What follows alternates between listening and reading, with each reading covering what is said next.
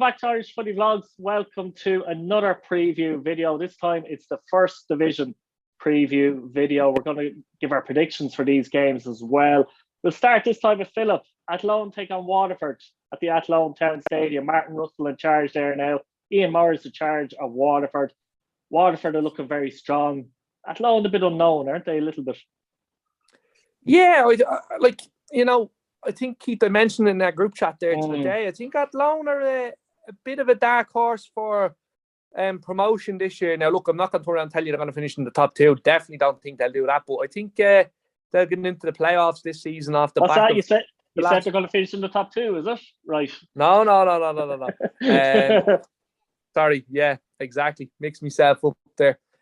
So they're not going to win the league, should I say, sorry. Yeah. But I think they'll definitely finish in a promotion spot. And the only reason why, I know it's a bit of an unknown shout when it comes to it, but I don't know, just look at the calibre of player that they've got in, and it's not usually what Athlone would do. So, I think they're taking a bit of a chance here. Obviously, look, the manager, I think we all know how good he can be. How potentially how good he could be when it comes to building a squad. And I just think that, off the back of the last couple of weeks, I think they might be able to do something this year. But look, I think Waterford are 100% favourites to win the league. I'd nearly have the odds on already, and that's just off the fact of the main man. Look, he knows how to win that division, and I think he's going to do it again quite comfortably, It was a disgrace how he was treated at Shells, in my opinion. And I was so frustrated and pissed off, quite frankly, at how he was treated towards the end of it, But look, he's got a new challenge now. I'm sure he's reveling in it. Another big club that shouldn't be in the first division. Let's hope that it's not a whole Cork City scene where they regress in the first division and, they look like they might struggle to get out of it. But yeah, they definitely belong in the top flight, and that's no disrespect to UCD, but I think everyone would have wanted Waterford to stay up last season, and it would have been probably one of the strongest. I think Keano mentioned towards the end of last year, probably would have been the strongest division this year in many years, with squads. And look, I think on the night, I think Waterford will have a bit too much, but as I said, Athlone, they won't finish in the top two, but they'll definitely finish in the playoff, in my opinion, just off the fact of how they've done their recruitment in the last few weeks. Yeah, I mean, Keano, interestingly and ironically, Waterford have probably kept more players than they have for the past number of seasons, and they got relegated, which is very odd in many ways, but they kept the bulk of their squad, added a few decent signings, and obviously Morris is there now as well. They have to be odds on to win the league, but how do you see them getting on in this game? Yeah, look, I think in terms of signings, I think a lot of them players probably wouldn't have been there if they didn't get their business done before the season finished last year. They done an awful lot of signings last year before they got relegated, and when Churchill came in, and they had a really big hold on players and signing contracts for a number of years. But look, Ian, I'm looking forward to seeing how he gets on. But in terms of this game, it's a tough one. Look, I do agree with what Philip is saying. I think you have to have an absolutely shocking season to not finish in the playoffs. You've only 4 teams out of the playoffs, stuff like that. So it's ridiculous type of thing, isn't it? Where you could probably win 3 games to find yourself in the playoffs, and you could actually potentially go up. And towards the end of the season, I think it's going to be really tight. I think everyone's going to beat everyone. Like I said, I think Waterford, I'd say the whole first division was probably fuming that Waterford got relegated. Yeah.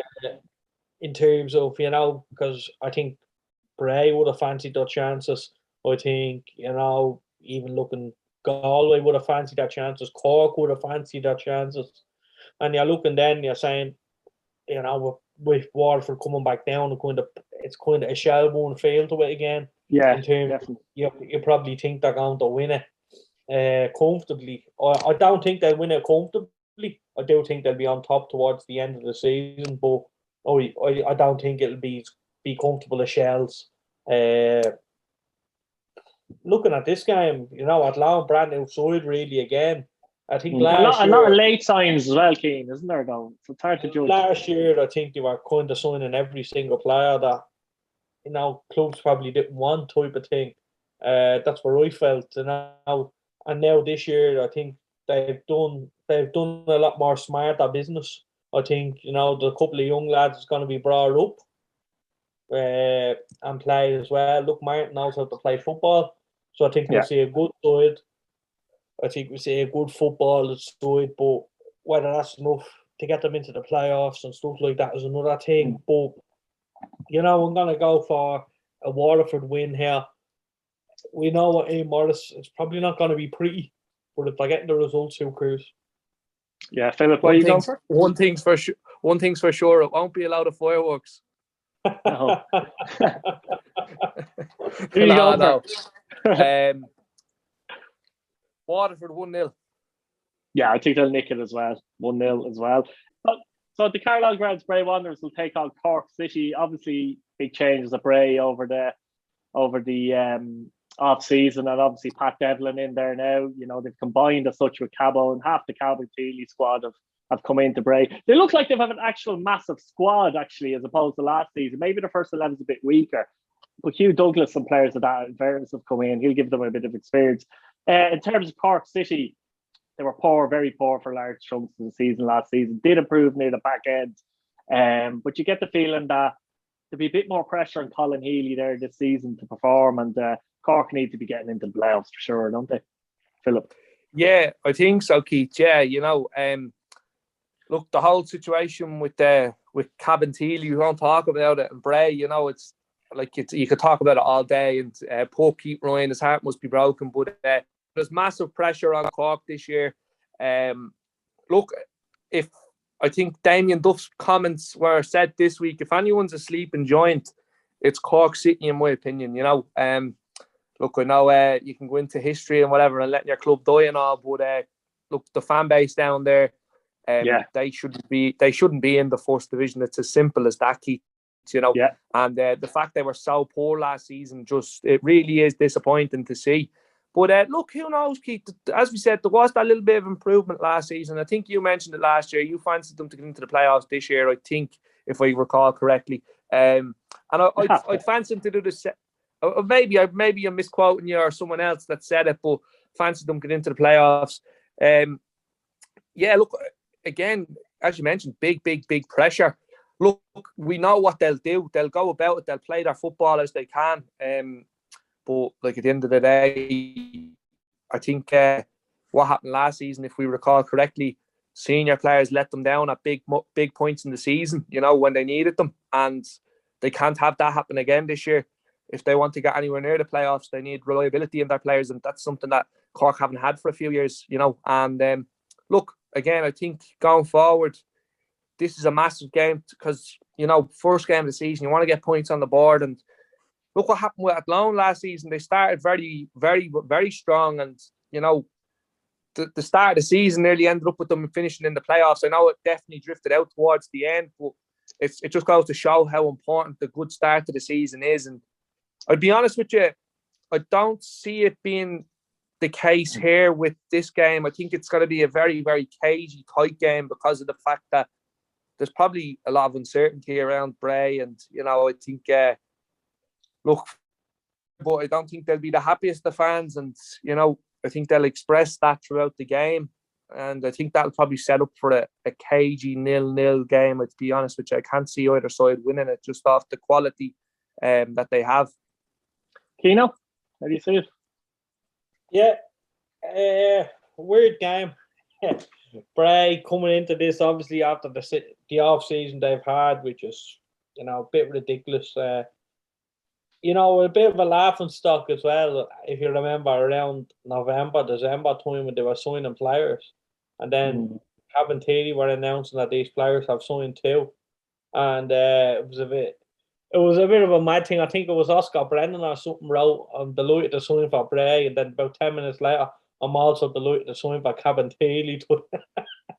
So, you know, it was a little bit, I shouldn't be laughing because, you know, such a historic club in Bray, and, you know, it's I think it's a bit disrespectful to all the people away and the local supporters. So especially at that point, it was very rocky, Yeah, and the state of crest as well. I won't even grant that. Jeez. So, I was just about to say it. Statement. But you just worry a little bit. But look, I think the minute the season starts, they're playing as Bray Wanderers. I will think, fans will support them. I've no doubt about it. And Pat Devlin and stuff like that. He will get everyone together and get everyone playing. But I'm still disappointed about the whole situation. But look, I also seen actually they got a grant for an Astro pitch on the Carlow grounds as well. Did you see that? I did, They're actually 280 grand, I think, or something. Yeah. So they're actually getting rid of that pitch. Look, I think it's going to be a big game so early on. I think Bray want to be up there. And Cork, of course, haven't been good last year. Kind of came into it towards the back end of the season. But overall, they weren't good enough. I think they deserved to finish lower than they actually did, to be honest with you.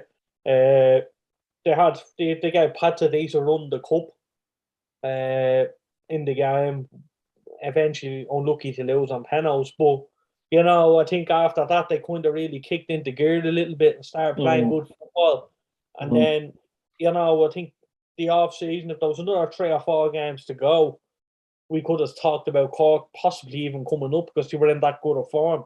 If they can keep that form together and bring it into this year with the signings I think they've made and the players that they've held, I think they're in an awful lot better of a position. But the problem is it's all well and good being in that position, but they need to deliver. This Cork City side hasn't delivered. I think they've signed well, they've recruited well. I think they've sorted out the goalkeeper situation that we've been hammering on about, and I think they've brought in Cork and two. Like that. And, Cork and Harrington can fight it out. They can fight Harrington it out. So I'm happy to see that because I think that was their biggest letdown, and I'm not just saying that again just to put it out there, but I'm being honest. I've said it for years. I think that's one of the weakest links in goal, and they've sorted that out. I think, they've got rid of these big players, like, over the recent years, like your Alan Bennett's, your Stephen Beattie's, your Morrissey's, all these type of players. They've got rid of them now, and the new batch of Cork City players are coming through. And it's exciting now because they're getting an opportunity. They're not hiding behind a 39-year-old Alan Bennett or a Morrissey in the middle. They're actually getting playing time now and they're playing. I think it can really look. Last year was a disgrace from Cork City, but I think this year now, the fans are coming back in. This is a real chance to hit the reset button on the club, get the fans back in, get them enjoying it and winning games again. It doesn't matter what division you're in. The fans are going to come for winning games, and I do think they can get the buzz back, and they can get themselves up to the Premier Division next year. But there's obviously a lot has to happen for that to happen in the end. But, I think they have the squad. But in terms of this game at the start of the season, look, I hate looking at Bray playing the first game of the season because the last couple of years they've been awful.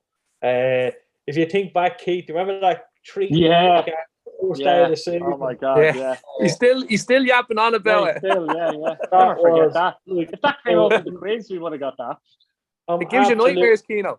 Yeah, I'm still dreading it. So I think this one might be a little bit better. I'm hoping. I don't think the bar is very high for football in the Carlisle over recent years, though. I don't think Bray have played an awful lot of football. I think they've been very disappointing. So, I think this is a chance for them now to get playing again. I think they've a bigger squad. They've more depth. I'm gonna go for a Cork City win here, though. I just think they might mix something. I think they're more settled. I think that their squad is more settled, and I think they've signed better, And it'd be interesting season for Cork. I think after 10 games, we know whereabouts they are. But at this minute in time, for me, I'd put them in the top 2 or 3. I'm still going to go for Bray to pinch this one, though, to be fair, in the day. 1-0 maybe. Wexford FC and Treaty.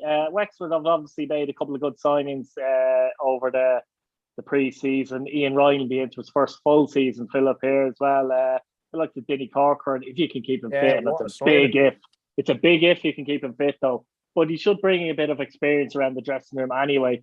They brought in some other players as well. Treaty as well. Be interesting to see if they can do what they did last season as such. How do you see this game going? Intriguing one, isn't it? Yeah, it's one that I'm definitely looking out for the score on it, because like Wexford have, I think this year they probably look slightly stronger, even though they probably did have a couple of younger lads last year that probably, had that kind of raw potential. I think you look at that squad now this year and compare it to last year, I think they've just done a little bit better in their recruitment. But look, obviously, Dinny Corcoran, what a massive swoop if they can keep him fit.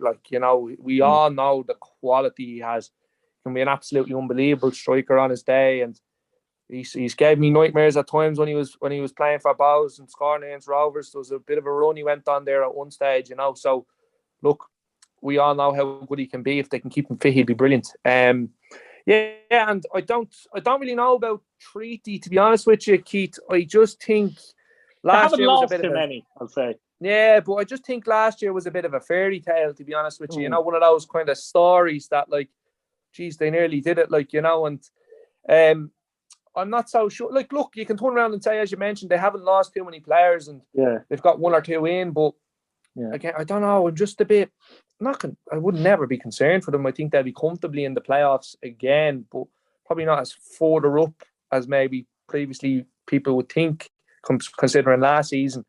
Look, I'll be honest with you. I think off the back of the end of last season, I was impressed with Wexford, how they kind of were resilient. They were kind of down and they were nothing to play for, but they still went down putting good performances. And I think the core of that squad can bring that into this year and look to improve.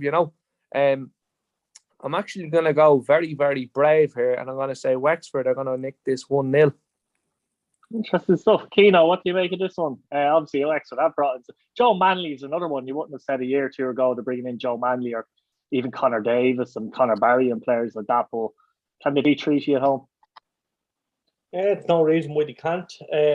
Recruit it probably up there with the very best in the league in terms of clubs that recruited well. I think they signed some really quality players, like Dinny Corcoran, even Lorca Fitzgerald, who was there, brilliant experience now. And that's one thing that I think they always lacked, was a decent bit of experience. I even go back now and look at Paul Cleary, who's playing centre half, and he's been around now for a number of years, which is he would be classed as probably the most experienced up until now. So, you're looking at the sides, and I think Treaty will be fighting them, but they will be there or thereabouts again in and around the playoff spots. There's no reason why they shouldn't. I think they signed well as well, even though they've lost obviously their keeper and stuff like that. But I think Fernandez could be an interesting signing for them, actually. Yeah, and the likes of Curran, it'd be interesting to see how he comes back. He's been out of it for a little while as well. But look, I'm excited if I'm a Wexford fan. I think the club's going in the right direction again. I think they've signed probably for the first time in about probably 5 or 6 years that there's a little bit of a buzz about Wexford again, and I think the fans are getting. They're probably afraid to get a little bit excited, but there is that little bit of buzz around the place, and I think Ian has things going well for him there. Look, I think it's a perfect job for him. I don't think he's under any pressure to deliver really, and if he does deliver, I think it's a bonus. Look, he'll obviously put himself under pressure, and he'll obviously put the team under pressure, and he'll have his own targets that he'll want to hit. But I think from a club's point of view, I don't think you can ask for much more than what they are really. And we could easily be talking about Wexford in the playoffs, and in a one-off game, as we're saying, anything can happen really. So, it's going to be good. I'm going to say I'm going to go for a draw here. I don't think Wexford will win it. I think Treaty will be tough. And I think Treaty will be tough to beat for me personally. And that's something that I think that's what they'll hold on to. That'll be their pride and joy for the season type of thing. They'll be hard to beat. Yeah, I think Treaty will nick this one, so it's 2-1 for me. Finally, Longford Town take on Cove Ramblers, and obviously Longford have just come down. They've lost some key players, a lot of key players. They brought half a Bray with them, and Mr. Gary Cronin as well. So it might be a bit of transition here, Philip, for Longford this season, do you think? Yeah, I think so, Keith. Look, we know how they came up there 2 years ago. It was a bit of a fairy tale, and obviously last season, it just didn't go the way they probably would have hoped for. I think they shouldn't have been there last year, but the fact that they were was credit to them. And look, they were tough to beat at times. Rovers seen the worst of it. We were very, very. The games we played against them were very, very tight. And look, we were the champions. And we found it tough to break them down at 3 of the games, I'm pretty sure. And look, I think with the changes around the club, there's a lot going on at the minute. Obviously, as you mentioned, half the Bray squad coming in. Look, you can turn around and say it's experience that's been in the league already. So maybe it won't be as a difficult transition as you would think. But I think they need a year to reset, in my opinion, Keith. I think get themselves into the playoffs, have a go in the playoffs this year. I don't think they'll have enough for that, to be honest with you. But look, you never know. Who knows with the way things are? If Harp struggle and UCD end up in a playoff, they'll fancy themselves. You know what I mean? I'd say they fancy themselves against Harps as well. But look, it's all about getting points on the board at the start of the season, Keith. And look, it's a tough game, but I think they might just have enough in this one, to be honest with you. I think I'm going to 1-0. 1-0 Longford. Keno, yeah, I mean, Cole brought in the likes of Whitmarsh from Cork City, which surprised me, actually, and Dale Holland from Cork City. They are good signings. With everyone else strengthening in the league, it's a difficult one for them, and it's a difficult opener as well, isn't it? Yeah, look, they won't like me saying this, but they're always going to be in and around Cork City shadow type of thing. They're not. Then you can never really see Cove overtaking Cork. Although last season it came bloody close, didn't it? That's it. For but the I season, see what you're saying. Yeah. For the season, yeah. But in terms of club stature and everything, forget about it. Look, I think Cove they'll probably be down there for me. They'll probably be down there for me, but at the same time, they're probably only going to be 3, 6, or 9 points away from getting into the playoffs. I think, So when I say down there, I don't mean down and out, but competitive. Everyone's out of strengthening. I think that you look probably. If I was looking last year, I would have said Wexford and Cabinteely would have been probably their 2 rivals. Obviously, Cabo have gone now, and I think Wexford really strengthened, and that puts Cove down a little bit, in my opinion. I'm gonna go for. I don't think Cove will win this at all. Cove will lose this. I'm actually going to go for a draw, so I'm throwing a spanner in the works there. Look, lads, thanks for coming on. Guys at home, let us know what you think in the comments. Subscribe to the channel, hit your bell notification button, and like the video if you like the content. Thanks again. Cheers, boys. Thank you.